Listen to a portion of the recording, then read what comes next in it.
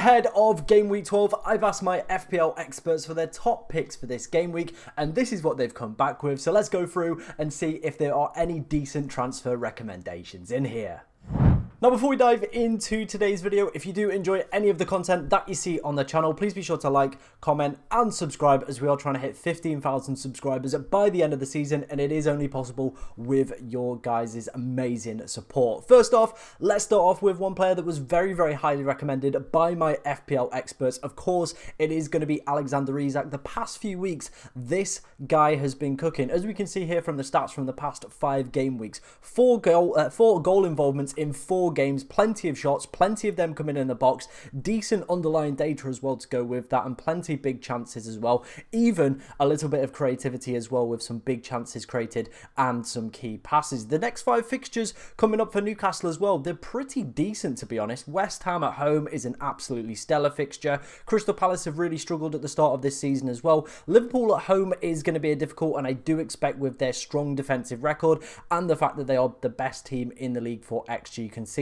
that one might be a little bit more of a difficult task. But then Brentford, who are right down there for XG conceded so far this season, and have been getting into a lot of games where it seems like it's just who can score more in their games rather than defensive resiliency. And then of course we do have Leicester as well, another fantastic fixture to own an attacking player in. So plenty of decent fixtures, like I said, over the next 5. Obviously, the Liverpool game in game week 14 is the difficult one that obviously you will have to navigate. But I think if I was on a wildcard and I wasn't looking at going with Erling Haaland, I think my strike force would probably be a Cunha and Isak, and then some cheap forward, obviously up to anybody's preference. We'll talk about another one that was recommended in a little minute. But I think that's probably the forwards that I would be looking to go for. Obviously, he's starting to hit the form that he showed towards the back end of last season, where he was pretty much unplayable for Newcastle. He was so good. He was in everybody's team as well. He was on fire. We thought that would be the case at the start of this season. Unfortunately, it's not quite worked out that way, and of course he has had a little bit of a stagnated start. However, has got a goal and assist over the international break as well with the first games for Sweden. So at the moment he seems like he's in his purple patch. There's some really good fixtures coming up for Newcastle, and I think over this busy festive period as well, you can rely on him for decent steady minutes as well, because Newcastle don't really have another fit and available striker at the moment. So I think Alexander Isak is still very good value for minutes, and of course he is starting to hit the form though, very much from what we know from last season. So I think overall this is a fantastic pick. Like I said, if you're not going for Erling Haaland maybe on the wild card, or you're looking to potentially remove Erling Haaland from your sides, Alexander Isak could be a fantastic pickup. So I'm giving this one the FPL Tom seal of approval, and I'm agreeing with my experts on this one. Moving on to the cheaper side of the forwards, obviously João Pedro was of course going to feature in this series. My FPL experts absolutely love this guy. Earlier in the season, again, was very highly recommended, and for very good reason. As we can see here, he's only played 5 games so far this season, but has been involved in 4 goal involvements as well on penalties. The fixtures, the next 5, are delicious as well. Bournemouth, Southampton, Fulham, Leicester and Crystal Palace, a great set of fixtures coming up for the Seagulls. And I definitely think João Pedro, if he can secure his minutes and be a nailed regular starter, will be a fantastic pickup at 5.4 million. However, for me personally, I don't think he's going to go straight back into this side. Jorginho Rutter, who's been playing in the 10 role, has been absolutely fantastic. Danny Welbeck in the 9 role has also been stupendous. They've also got Evan Ferguson come back, and they've got so many high quality players that can also feature within that 10 role. I am a little bit skeptical about João Pedro's minutes. Obviously, we've got the busy festive period as well. I think it may be like 6 or 7 game weeks played over December. There's a lot of games to be played, and you do feel like a player just coming back from injury. There's plenty of other quality, and this is a team that is known for heavy rotation within the attacking areas. I think this one might potentially be a little bit of a trap. Obviously, he is a fantastic enabler for those on a wildcard. I 100% understand that. 5.4 million is an absolute steal when this guy is playing regular 90 minutes because of the penalty appeal, because of the overall attacking play that Brighton go through and obviously have shown under their new management again this season. They're still a really exciting attacking team to be watching.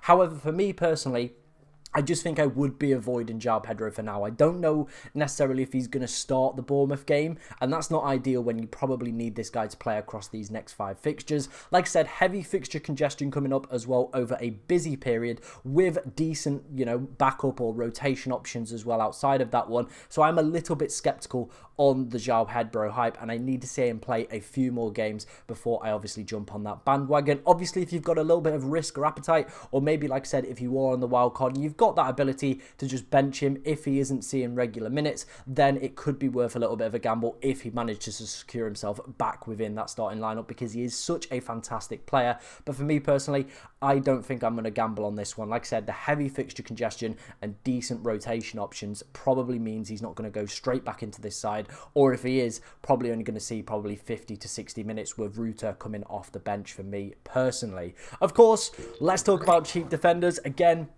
we've had quite a few recommended from my FPL experts. I covered this in my transfer targets video as well. So I have used this list. Obviously, I've updated it with a few players' prices increasing over that time period. So I don't want to go into it in too much depth, but I obviously want to give out my standout picks and the ones that were recommended by my experts. So the ones that came in for the experts, of course, were Aït-Nouri, Lewis Hall, Kirkez, Colwell, and Konza. Those were the ones that were recommended by my experts. The rest are kind of, I would say, popular transfers or alternative cheaper defenders that people might be potentially looking at. So Aina had another price increase. He's now up to 4.8 million, which is absolutely ridiculous. The fixtures coming up for Nottingham Forest are dismal. They really, really are. And if you look to the 11FI data as well, which we covered in the transfer targets video, we saw a massive drop off in clean sheet percentages over the next 6 game weeks. So for me personally, I'm going to bench Aina this week. I'm going to get him for the Ipswich game. Then in game week 14, I'm actually going to look to sell him. Now, Forest have been a really, really good defence. There's no getting around that. They're currently sat second for XG conceded within the league.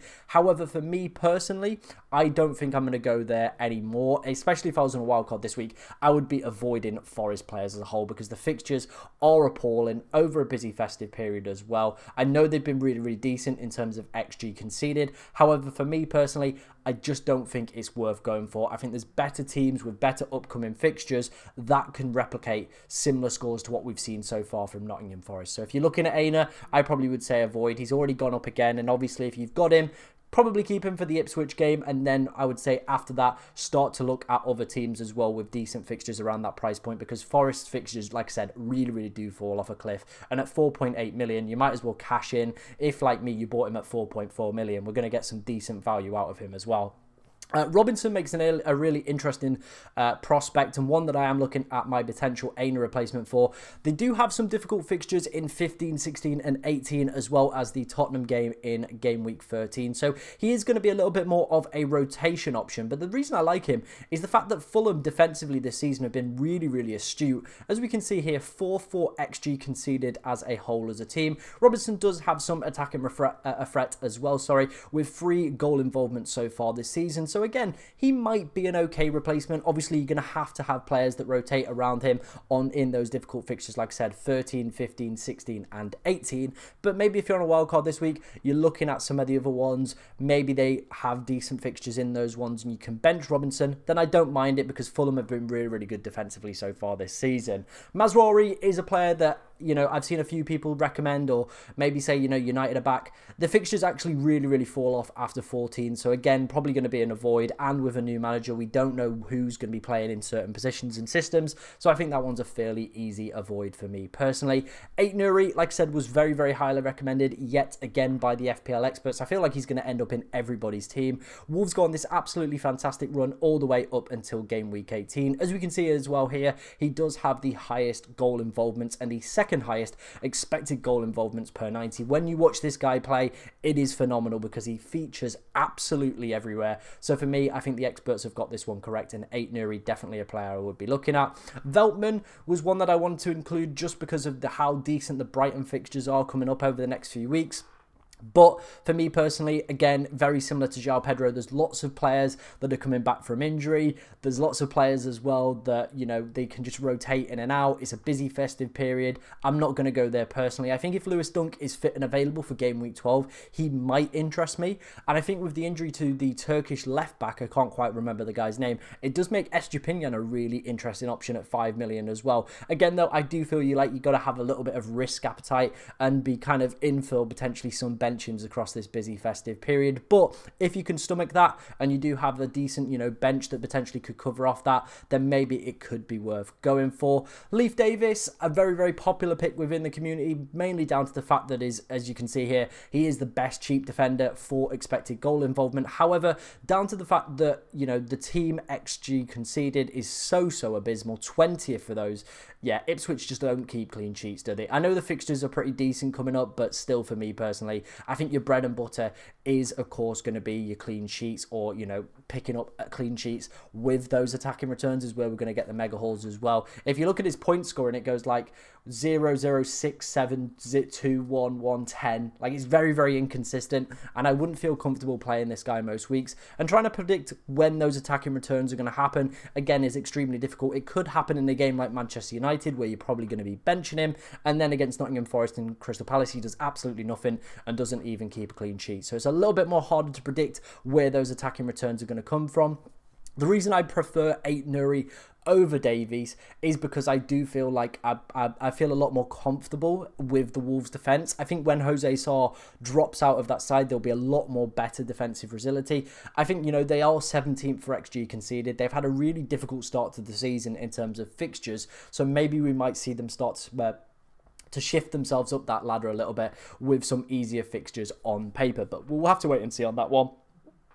Next up is going to be Lewis Hall, a very, very popular pick for those on a wild card. And again, makes sense. We went through the fixtures. The next 5 coming up for Newcastle are pretty decent. Obviously, you would need some rotation around game week 14. I think since game week 6, he's played 90 minutes bar one game where he played 88 as well. 8-4 XG conceded as well, so Newcastle not a terrible defence. Same goes with Kirkes as well. Another popular pick I'm seeing a lot on wildcards as well. It is down to the fact that Bournemouth do have some pretty decent fixtures. Again, you are going to need some rotation with them featuring against Tottenham, and Bournemouth actually have gone under the radar as a really, really successful team so far this season. They're quite high up on the XG conceded. They're also quite high up on the XG created as well. They're a really, really good overall side. Iriola has got them ticking this season. However, what we've seen from a lot of their starting 11s is a lot of chopping and changing. Like I said, we're up to a busy festive period now as well. And I do feel like people like Kirkes could see some random benchings across that period. So that is where I would be a little bit skeptical of this one as a pick. Levi Colwill, I think if fit and available for game week 12, is probably going to be one of the best budget enablers to go for. Chelsea have got amazing fixtures all the way up until game week 29. They've got like City and Liverpool occasionally thrown in there just as one-off games, but then it's back to good runs of greens and greys. We'll see it a little bit later when we talk about Cole Palmer, but there's some absolutely stellar fixtures coming up for Levi Colwill as well. I would like to see Chelsea be a little bit higher up in terms of XG conceded. I think Robert Sanchez is a problem for them, and he isn't a quality goalkeeper, and has, I think, had the most errors leading to goals out of all goalkeepers. So again, if they change their goalkeeper midway through the season, I think that'll make them a lot more better of a defence and hopefully some clean sheets. But like I said, with some really, really good fixtures coming up, I think Levi Colwill is probably going to be my Aina replacement for me personally. But that's the way I'm looking at that one for now. Obviously, he is currently flagged, so do be wary of that one. Ezri Konsa went off in the last England game. I'm not sure if he's actually playing within the England squad tonight, so just make sure on that one. A few people have been recommending him in my comment sections as well. Obviously, he was a name that was featuring on the wildcard video. If you haven't checked that out, go and check that out for yourself. A lot of people were saying, where's Ezri Konsa? There are some decent fixtures coming up for Villa. They've actually been a pretty decent defence in terms of XG conceded, just not kept as many clean sheets as, people probably would have liked. But the fixtures are there. Ezri Konsa is always going to be a great pick because he is one of the first names on that Villa team sheet as well. So for me, he is a decent pickup. Again, though, just make sure that he is fully fit and available because he did go off at half-time with England's game against Greece. So do just make sure that he is fully fit and available. Right, let's finish up. I wanted to talk about Palmer, Salah, and Haaland, because we've had a lot of people saying, my experts have said some to sell Haaland, some are saying they're going to be buying Palmer, they're going to be buying Salah for these decent runs that both of these have got. So I thought we'd go through the fixtures and see if it is actually viable to sell Haaland and whether or not replacing him with both Palmer, Salah, and then maybe another one of a Son or a Saka are going to be decent viable options. So at the top, we do have Manchester City's fixtures all the way up until game week 19. Obviously, that is going to be kind of towards the back end of this busy festive period, and you're looking across these fixtures, right, and you're saying to yourself, probably only game week 15 is going to be the week that I think for the next 6 to 7 fixtures is realistically where I would want to have Erling Haaland in my side and as my captain. Realistically, that is the case. And I think that's the big argument that a lot of people are going for selling Erling Haaland. The fact that he's at this elevated price point this season. And if you're not going to be captaining him for 6 to 7 game weeks, what's the point in spending 50 million on the guy? Like, genuinely, what is the point in spending all that money? City as well have been very, very poor. We've seen that with their recent results. 4 losses in a row. They do seem like they're struggling a little bit. However, I will just caveat that and say City are still the top team in the league for expected goals. Also in terms of big chances created as well. They're going to have KDB back after the international break. Both him and Foden as well, you would imagine would start to see some more creativity flowing. And I think the results for City will start to pick up. I think as well that Spurs fixture, defensively, Spurs are horrific at the moment. They are genuinely one of the worst teams I've ever seen. They just can't keep clean sheets to save their lives. Obviously, they had that surprise defeat to Ipswich as well prior to the international break. So that's going to be, I think, one of those that maybe people might come to regret selling Haaland off right before Spurs. Both teams as well really like to attack. So that one could be a bit of a goal fest. Liverpool away, I do think will be a difficult fixture for Haaland. Obviously, we've seen how well Liverpool are doing. Like I said, top 4 XG conceded. Forest at home as well is also going to be a difficult one. They're currently sat second for XG conceded as well. It doesn't mean that Haaland isn't going to score and City aren't going to score. But I think, you know, they're a lot more of a solid and kind of rigid defence than people are probably giving him credit for. It is that game week 15 one. But if we look to, you know, Salah, he's got Everton. Palmer's got Spurs away, so not the easiest fixture. So that's probably going to be the one week you would maybe potentially consider captaining Haaland out of that one. But then it's back to Manchester United and Villa, 2 difficult fixtures again. And if we look to Palmer, he's got Brentford and Everton. And obviously Mohamed Salah has got Fulham and Spurs. So again, you've got these decent alternative captaincy options. So for me, we're looking at it and we're seeing that we're only going to be captaining Erling Haaland in game week 15. And that, for me, does open the door, open the window to potentially sell him and utilise this money to go and get yourself a Cole Palmer. We can see the fixtures are absolutely stellar here. Or, of course, a Mohamed Salah. He's been absolutely stupendous this season, hasn't he? Very, very consistent with his point scoring. A very, very decent captain most weeks as well.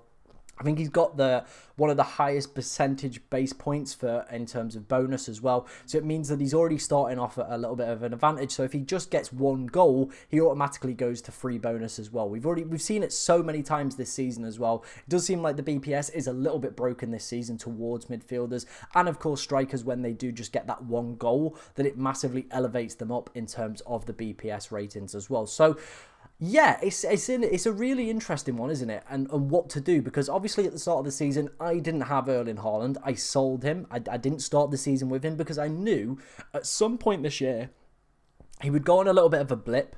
He always does. And I knew as well, for that 15 million price tag, unless you captain him every single week, you're not really getting the value out of him. And you can build a really, really good team and stacked midfield. And if all those players do well and you get the captaincy right every single week, you can actually go without Erling Haaland. Unfortunately for me, it didn't work out because Haaland absolutely smashed it against Ipswich and Brentford. However, this seems like a really, really good period where you potentially could be going without Erling Haaland. Palmer's got decent fixtures. Salah also represents a decent captaincy option, and around 14 and 15 as well. Saka also enters the fray as another decent midfield option you could also slam into there as well. Obviously having Isak up front with Acuna and then maybe a cheaper forward as well, that to me seems like a pretty good base and a pretty good way of securing decent points as well. But the big problem is, of course, it is Erling Haaland. The man is still doing exceptionally well in terms of his overall creativity. He's just not quite having that finishing touch and putting the ball in the back of the net. And that very easily could change within a split second. Of course, KDB being back as well. But you let me know what you think of this one. I think there's definitely an opportunity to go without Erling Haaland in the next few weeks. I'm going to give him the Spurs game and then maybe assess my options at that point. I do already have Palmer and Salah within my team, so I'm in a very, very fortunate fortunate position where I could wait up until maybe game week 14 when Saka's fixtures turn and maybe build a couple of transfers. But let me know what your plans are for Erling Haaland in the comment section below. Are you selling him or are you keeping him? Like I said, if you did enjoy today's video, make sure you are smashing that like button, of course getting your comments in, and finally hitting that subscribe button to help us hit that goal by the end of the season. But thank you very much for watching today, ladies and gentlemen, and good luck in game week 12.